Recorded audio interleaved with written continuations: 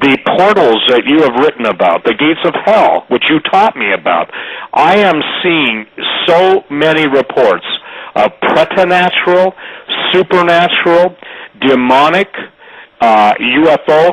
In essence, what we were telling would be the key signature of things getting ready to break loose and all quote-unquote hell on earth. I see those in real time now. I'm getting those in hourly reports, and one's only 150 air miles directly south by southeast of me.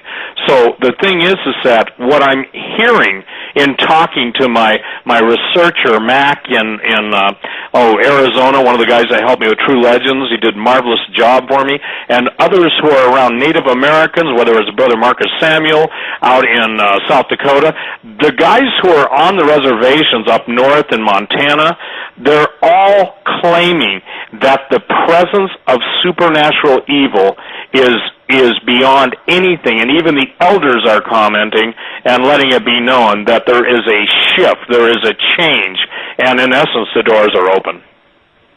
Yeah, this research that you and I did into hyperdimensional entity appearances in ancient times, I did read your book. We did write a review of True Legends for Raiders News Update. It is one of the best. You always write great, but this, I think, is one of your best, Steve. Between it and the Giants book, those are my all-time two favorites.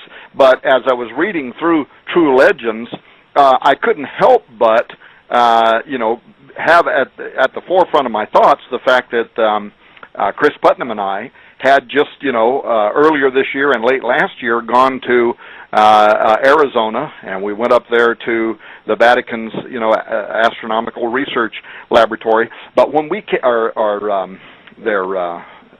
anyway, isn't that awful? My mind. Tell me what's on the top of Mount Graham. The Vatican, the Lucifer telescope.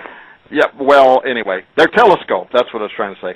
But it was when we came down off of Mount Graham, and we were talking about this actually on Hagman and Hagman, and we did the show with you, and right after we did that show with you, I'm going to make this public at some point very soon, but a guy contacted me and he said, you're talking about how this guy's an American Indian. He said, you're talking about how the American Indians view that as one of the four holiest mountains in the United States because they see it essentially as what you would call a stargate. He said that's what you were talking about when you and Steve were on the radio.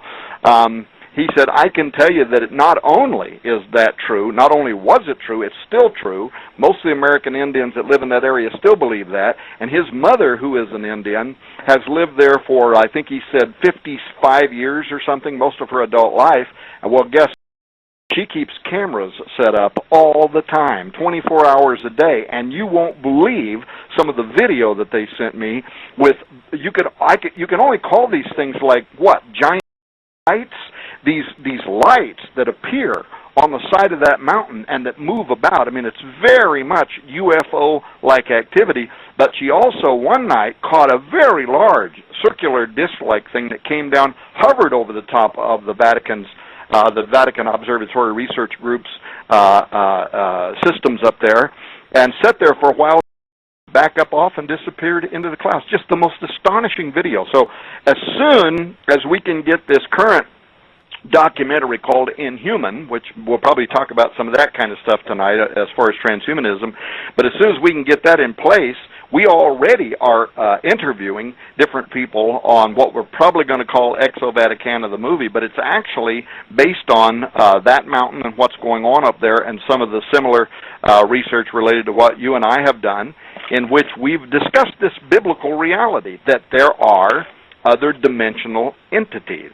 And they have the ability, under certain circumstances, to move from their dimension, their reality, into ours. And the Bible, despite what some of the naysayers may say, is literally filled with examples and references to that dynamic. In fact, here the other day, I was reading again the story of Jesus going into Gadara, and something kind of stood out to me a little different as I was reading this in the Greek language. He arrives, right, and the wild man of Gadara comes out there screaming, "What have I to do with thee, Jesus, Son of the Most High God? I adjure thee by God that thou torment me not."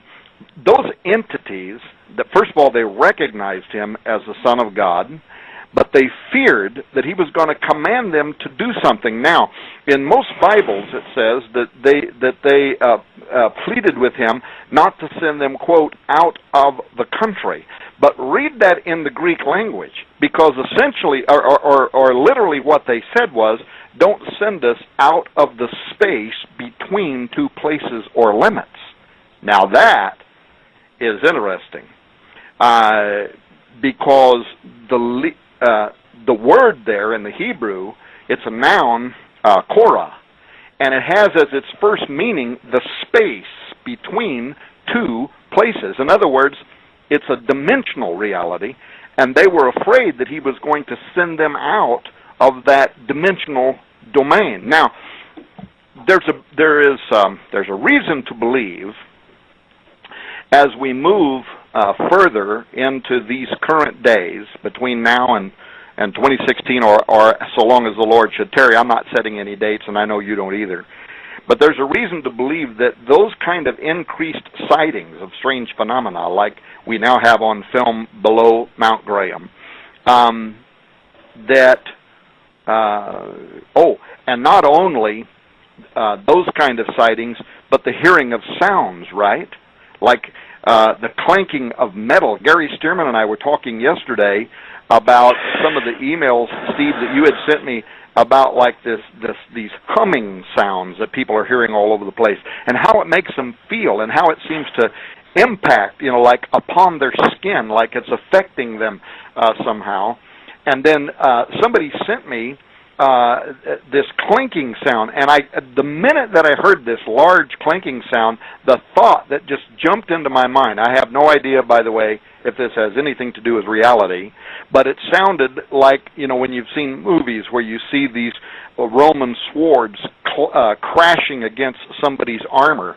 It sounded just like that, and I just had a cold chill go up my spine, and I told Gary, I said, man alive, I said, what are we hearing in these sounds that are being heard all over the world and recorded now all over the world? I mean, is it too much to imagine, Steve, that we might be hearing like other dimensional warfare, like angelic warfare, because we're moving towards that moment when we know that Michael and his archangel, they're in great war with the dragon and his angels. We know that we're headed towards that conflict, right?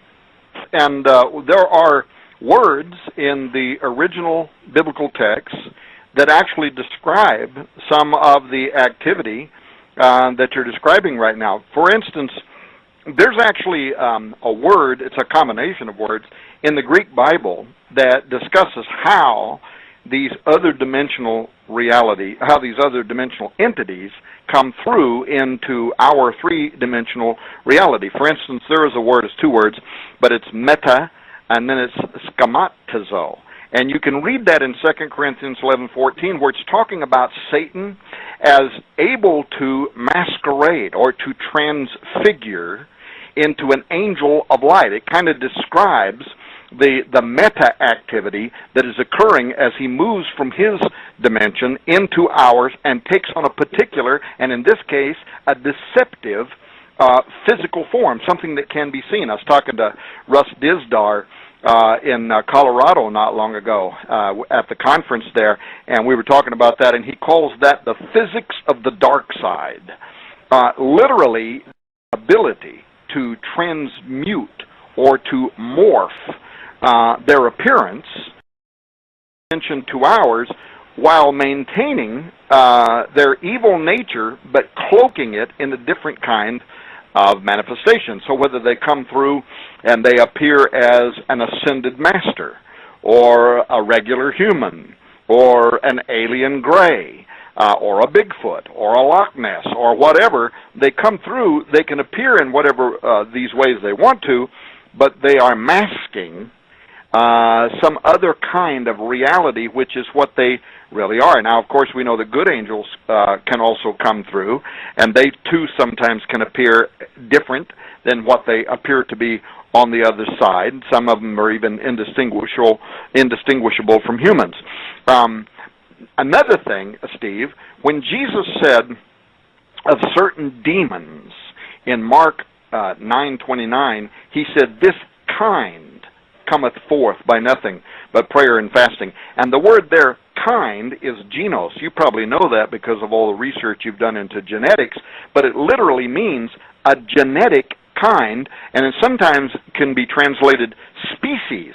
So it tells us there are different types of these ultra-dimensional beings, but it implies that that's perhaps not only true in terms of their level of power, but also in their appearance, that in that other reality, there are those that look different than other ones, leftovers maybe, of the Watcher experiments involving these human-animal combinations that in some way continues to resemble their earthly composition before the flood, but now it's how they also are known in that reality. So perhaps over there, they look like Bigfoot, or they look like whatever. And that has biblical merit, because recall, as Jesus was similar in appearance after the resurrection, right?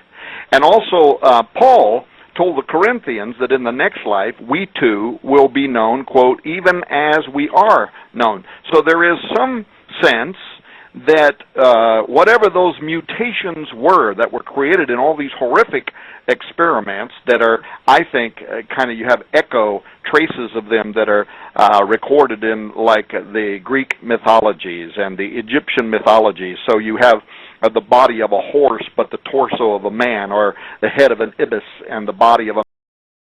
Those are like mute testimonies of something that happened at one time, and so they created these records. But perhaps in these other realities, you have these big, ugly, terrible-looking things that when they appear on this side, they may look like Bigfoot, but they may also have the capacity to metaschizmatizo, to make themselves appear as something different. And now it's a lovely, large... what do they call them? The Nordic aliens, right? Big, beautiful woman or big, beautiful man that is coming through this reality. But maybe if you could see them for what they really are, it would be so demonic and horrific that then, of course, it would cause that individual who's being visited to run away, or in the name of Jesus Christ or whatever, but because they appear to be beautiful, they come as an angel of light. Another thing, Steve, about your book, True Legends, and about these entities that can come through into our reality by some Russ Disdar's, physics of the dark world. Thought of the prophecy of the 4 horses in Revelation chapter 6, and when the pale horse rides in, notice what it says of him here. I'll just read it, Revelation 6:8. And I looked, and behold, a pale horse. Now let me stop and interrupt myself for a second. I want to quote this because a little bit later tonight, when we start talking about these events that may be imminent and that ultimately could lead to the arrival of both the Antichrist, the false prophet, who could certainly be alive and on earth right now, just awaiting the moment that they get their marching orders from the spirit behind the man of sin. We're going to see the rapid rolling out of the fulfillment of the book of Revelation. So what might be just around the corner? Let me go back to my quote, Revelation 6:8. And I looked, and behold, a pale horse, and his name that sat on him was Death, and hell followed with him. And power was given unto him over the 4th part of the earth. Now note what it says. To kill with sword, and with hunger, and with death, and note this, and with the beasts of the earth, end quote. Now, Steve, I do not believe that this text is implying that tomorrow morning my goldfish or my gerbil may suddenly go crazy and start attacking me. The word here for beasts of the earth is an important word. It's the Greek word therion. And people need to memorize this term because therion, it's a strange but interesting word because it refers not only to a wild or violent beast, but it refers to a strange and violent bestial man.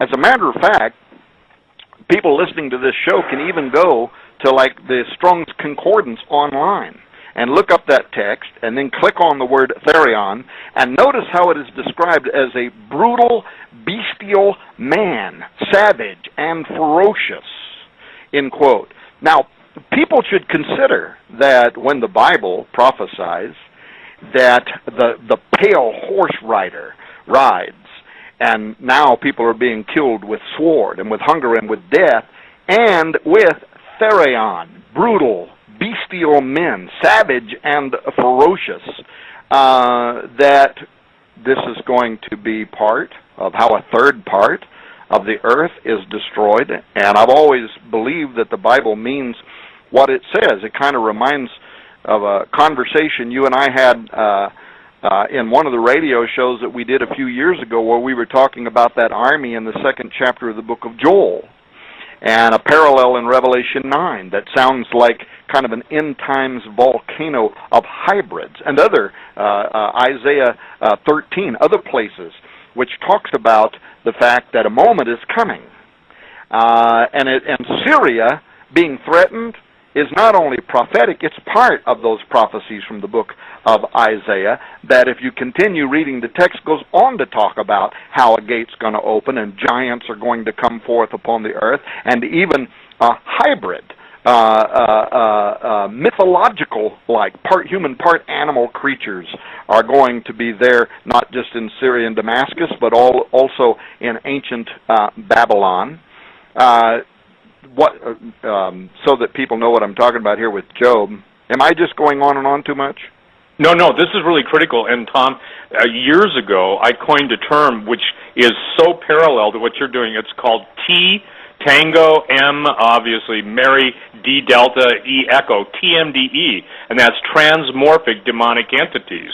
And what I have written about extensively, and this is really, standard word shapeshifters, but what is interesting to me is that when the genetic corruption of not only humanity but also of all creation, that's what the Book of Giants, the Dead Sea Scrolls, the fragments, and by the way, that's reprinted, all there is that I have or anybody has, with the exception of the Illuminati, is reprinted in my book, True Legends. But what it shows is that when that corruption took place of the angelic genome, fallen angels, intermixing itself with whether it was reptiles, whether it was birds, bees, fish, you name it, every myth and every legend. And I got to say this: after 40 years, I will not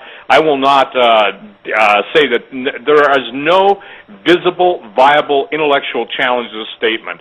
In history, in antiquity, and myth and legend, it all has to do with the gods, the fallen angels, mingling, genetically manipulating not only the human genome, but the animal kingdom, to the point where it repented God that he had created man. And he even wiped out a lot of his creation. That's why bestiality is so forbidden in the Old Testament, the penalty being death. And now we've got, I don't know what you call them, and pun intended, but you've got cat houses in Germany where people go to have, sexual relationships with animals.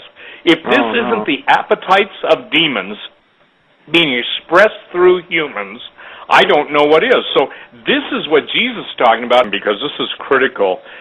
Doug, when we're talking about war, we're talking about supernatural entities that have been in control of esoteric knowledge for literally millennia, even prior to the creation of Adam and Eve. And the adepts, the priests, what I call the Egyptian priesthood, you can call it the Brotherhood of Death, whatever.